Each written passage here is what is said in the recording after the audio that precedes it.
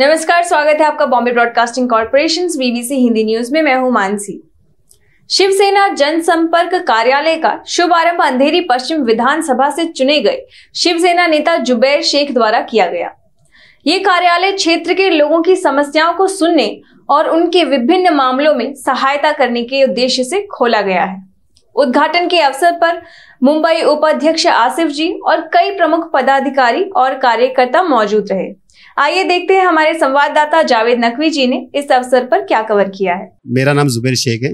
मैं अंधेरी वेस्ट से विधानसभा से चुना गया हूँ और उसके अलावा आसिफ भाई, नौशाद भाई, इन्होंने मेरे को ज्वाइन करा है पार्टी। ज़्यादा टाइम नहीं हुआ मेरे को, पार्टी ज्वाइन करे 15 दिन ही हुआ। इसमें मेरा ये पहला कार्यक्रम है 11वीं की नियाज, जो मैंने बड़ी तादाद में शुरू किया हूँ। और उसके अलावा मैंने बीच में अभी कुछ पैम्पलेट यहाँ पे बांटा था, जो लोगों के मेडिकल के लिए, हेल्थ के लिए है, एकदम फ्री है।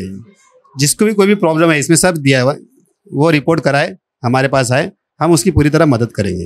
आपने मेडिकल का नाम लिया, एजुकेशन में भी आप बहुत हेल्प करते हैं, उसके बारे में भी थोड़ा बताइए। एजुकेशन का मेरा काम चालू है अभी, उसमें मैं हेल्प करता हूँ। मेरी एक यूनिक लर्निंग क्लासेस भी चल रही है, उसमें काफ़ी बच्चे पढ़ रहे हैं, 80-90 बच्चे पढ़ रहे हैं। कुछ बच्चे ऐसे हैं जिनके माँ बाप अवॉर्ड नहीं कर सकते फीस, वो भी पढ़ रहे हैं और आगे भी ये सब मैं करता रहूँगा।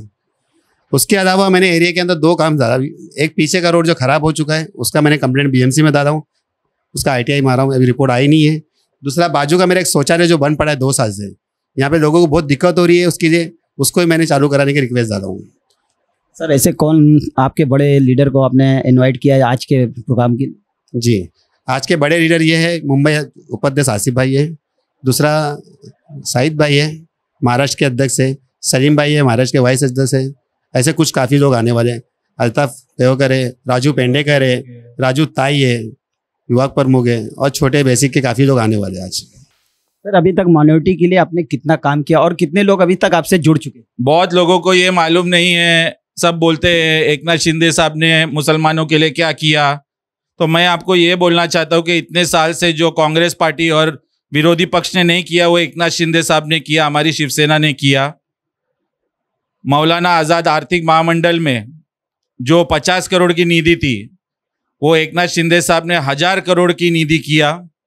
उससे जो नॉन क्रीमिलियर माइनॉरिटी में मुस्लिम्स, क्रिश्चियंस और बाकी जात है, उनको फ्री लोन्स बिजनेस के लिए और एजुकेशन के लिए interest free loans Eknath Shinde साहब ने 1000 करोड़ की निधि किया। हज हाउस नागपुर में और संभाजी नगर में हज हाउस की स्थापना जो है वो एकनाथ शिंदे साहब ने किया, उसके लिए निधि एलोकेट किया, काम चालू है, हो रहा है। तीसरी चीज़, कोई भी रजिस्टर्ड मदरसा हो, कांग्रेस के टाइम पे 2 लाख रुपया रिपेयर फंड था। एकनाथ शिंदे साहब आए और उन्होंने 10 लाख रुपया, एक रजिस्टर्ड मदरसा को अगर रिपेयर की ज़रूरत है तो 10 लाख रुपया एलोकेट किया। तो ये सब चीज़ें जो है उन्होंने माइनॉरिटी के लिए किया। और सबसे बड़ी चीज़ जो लाड़की बहन योजना है, उसमें उन्होंने ना जात ना धर्म देखकर सभी महिलाओं को हर महीने का सुविधा एकनाथ शिंदे साहब और सिर्फ एकनाथ शिंदे साहब ने किया। सर, हमारा एक सवाल है, आप माइनॉरिटी के जिम्मेदार बहुत यहाँ पे बैठे हुए हैं, यहाँ पे माइनॉरिटी के बहुत ज़्यादा तादाद यहाँ पे रहते हैं।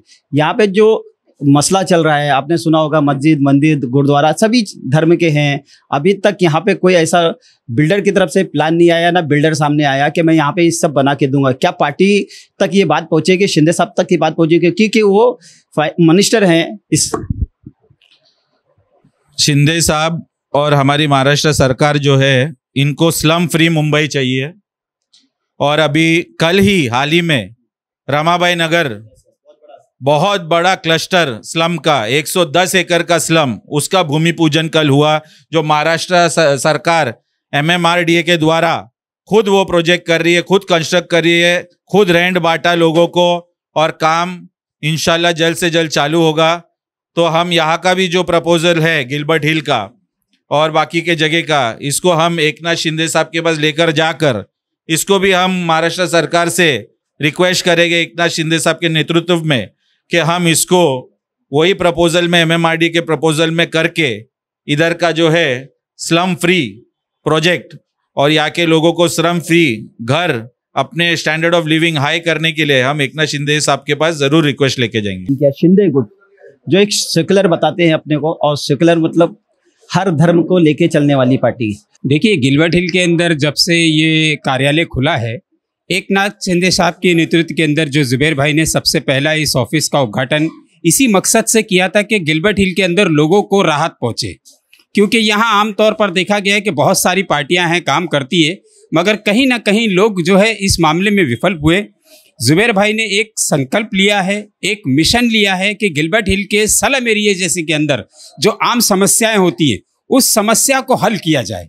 उसके लिए सबसे पहला काम उन्होंने इस ऑफिस, इस कार्यालय का उद्घाटन किया, यहाँ के लोगों को जोड़ा, और सबसे बड़ा काम उन्होंने इस वक्त ये किया कि 11वीं की जो न्यास थी वो इस ऑफिस के माध्यम से आम जनता के लिए रखी, ताकि हिंदू आए, मुसलमान आए, ईसाई आए, सिख आए, जो कोई भी आना चाहे। सेकुलर पार्टी की आपने बात की, सेकुलर की नियम ही यही होती है। और सबसे पहले उन्होंने रोड का काम आपको बताया, यूनिक लर्निंग क्लासेस के बारे में आपको बताया, और एक शौचालय के बारे में बताया। ये तो बहुत शुरुआती काम है। आगे जो उनका मिशन है, यहाँ के लोगों की जो आम समस्या है, स्कूल के फीस की समस्या है, राशन का मसला है, हॉस्पिटल का मसला है, ये सारे मसले एक एक करके हम लोगों के बीच में जा करके सॉल्व करने की कोशिश करेंगे। यही जुबैर भाई का सबसे बड़ा मिशन है। और इस कार्यालय के माध्यम से गिलबर्ट हिल के अंदर आप इतना बड़ा बदलाव देखेंगे कि यहाँ के लोग कभी भूल नहीं पाएंगे कि जुबैर भाई ने जो कदम उठाया था वो वाकई सराहनीय कदम है, एक ऐसा कदम है जो लोगों के हित में जाता है।